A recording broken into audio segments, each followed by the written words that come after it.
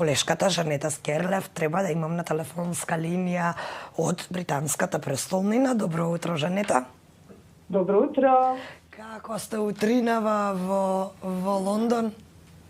Одлично, сонце не огреа, неколку дена имаме убаво време, така што јас сум окей. Баш ми е драго што го слушам тоа, да поразговараме малку за она што е во фокусот на британската политика овие денови, а тоа е објавувањето на оној извештај од британскиот парламентарен одбор со кој се вели дека Русија е вмешана во шкотскиот референдум од 2014, а можеби и во Брекзит. Од друга страна пак владата тврди дека нема доволно докази за руска вмешаност за да спроведе активна истрага. Долго очекуваниот парламентарен извештај на Комитетот за разузнавање и безбедност утврди дека владата била бавна во утврдувањето на потенцијалната закана врз британските демократски процедури и не разгледала како што треба дали Москва би можела да влие врз референдумот во 2016 за Брекзит и оцени дека се веродостојни тврдењата дека Русија можела да влие врз гласачите во шкотскиот референдум за независност во 2014 година. Ова е интересно заради тоа што владата може да демантира до безсвест, меѓутоа факт е дека владата не им наредила на безбедносните служби да разгледаат дали воопшто имало некакво руско влијание. А ако безбедносните служби не се занимавале со ова, тогаш не може да негира нешто за што нема податоци. Овој извештај на комитетот оцени дека заканата од Москва е толку цврсто навлезена во Британија, внатре во границите на Обединетото кралство, што веќе не може да се извади, не може да се извлече. Тие драматично во изјавата која јас го гледав вчера целиот извештај на телевизија, велат не може веќе да се ослободите од оваа закана.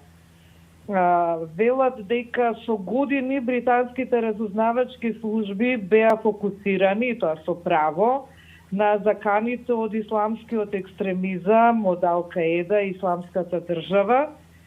И колку за илустрација, пред 20 години 20% од парите одеа се трошаа за Русија. Денеска 3% се трошат, така што нема алиби државата да каже дека трошела некакви пари за закана од Русија. Русија го искористи ова има предност. Знаете што ќе ви кажам, например, порано во трката за вооружување тоа беше видливо. Се кажуваше дека толку и толку ракети од далечен дострел, од ваков дострел имало. Може да се пребројат вооружувањата и да се спореди кој колку што има. Во денешно време со заканите од кибер опасност веќе не може така да се гледа на работите. И заканата не е толку очигледна, односно безбедносните служби треба поинаку да работат за да ја откријат заканата. Жанета, токму тоа сакав да те прашам, бидејќи британската служба важи за една од најуспешните, најспособните, па во тој контекст, колку е реално да го испуштиле видото од нешто што е голема закана, како што велиш ти, како што вели всушност овој извештај? Опасноста е присутна и реална и голема. Извештајот покажа дека сите агенции и безбедносни организации работеле секоја за себе. И ЕМА 5, и ЕМА 6, и сите други безбедносни организации имале своји посебни руски стратегии. И што е најинтересно и најтрагично, да кажам, не соработувале меѓу себе. Значи, MI5 и MI6 и сите други меѓу себе не соработувале, не ни знаеле кој друг што работи. И сега има ситуација кога Русија е толку навлезена во UK, всушност тоа е новата руска реалност. Не е незаконски да се биде шпион во Велика Британија. И тоа е нешто што бара комисијата бара ова подитно да се смени. Тоа беше нешто што, да бидам искрена, јас не знаев дека не е незаконски да се биде шпион. Значи, можете, колешке, вие да дојдете во Велика Британија и да бидете шпион и јавно да се декларирате дека сте шпион.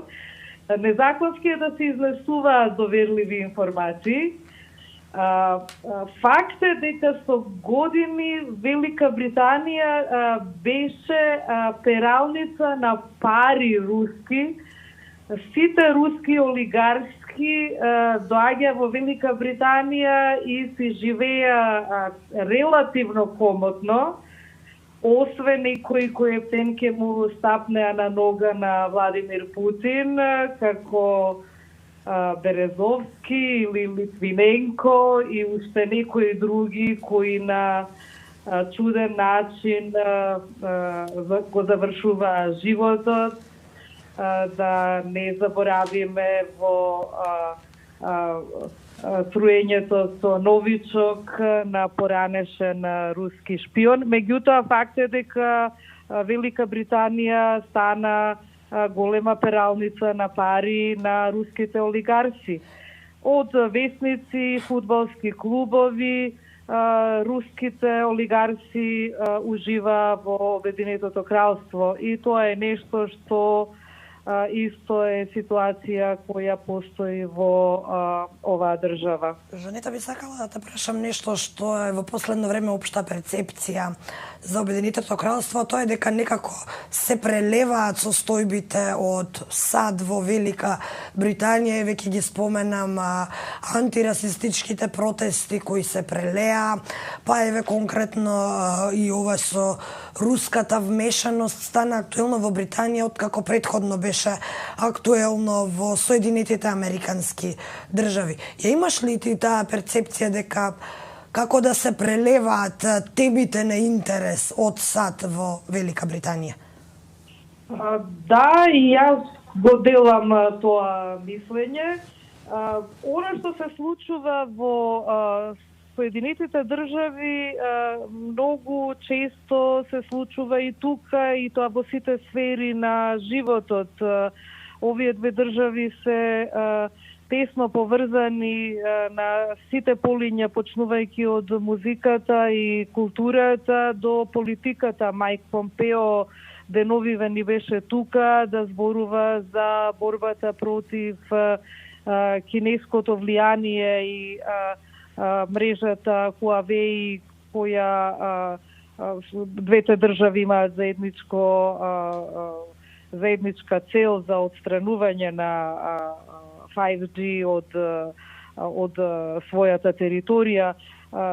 Исто така и за Black Lives Matter, за црните животи. Многу често овие две држави соработуваат меѓу себе.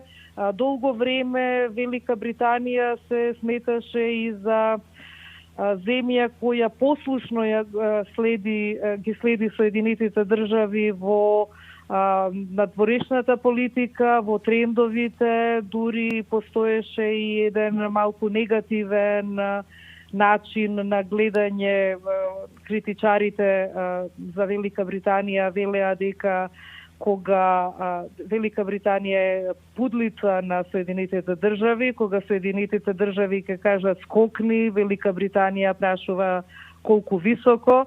Во последните години Велика Британија се труди да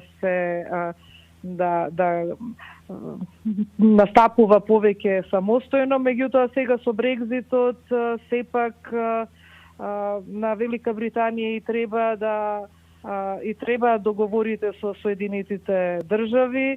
Руските хакери се обидуваат да навлегува и пак се враќаме на руските хакери, договорот меѓу Велика Британија и Соединетите држави за соработка беше цел на руските хакери.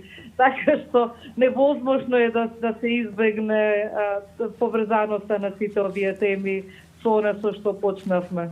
Жанета, и сосем за крај, накратко мора да те прашам каква е актуелната состојба со COVID-19 во земјата? Го имаме, не во толкава форма како што беше на почетокот, меѓутоа секоја недела се покажуваат нови бројки. Добрата работа е што бројките се помали и помали, на неделно ниво сега се објавуваат.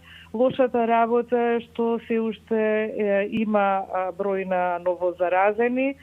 Во земјата до сега околу 60.000, близу 60.000 починати има. Од оваа недела се воведува носење на заштитни маски и во затворени простории. Кога ќе влезете во продавници, до сега тоа не беше задолжително. Ќе заклучите дека ние доцниме во споредба со Македонија и доцниме со многу мерки. Еден од извештаите кои се подготвуваат сега е доста критичен кон владата и тој вели дека владата на Џонсон во голема мера доцни со многу од мерките кои требаше да бидат воведени и дека доколку мерките беа воведени барем неколку недели порано, бројот на починати ќе беше барем за половина помал. Ете таква ни е работата. Така, Британија во меѓувреме работи на вакцини. Жанета Скерле, благодарам за ова јавување од Лондон. Секако ќе те побараме повторно во наредните денови. Како што споменав, има новитети од Велика Британија кои ќе очекуваме да ги слушнеме од тебе во следните денови. Ти благодарам за ова јавување. Фала, секој е добро.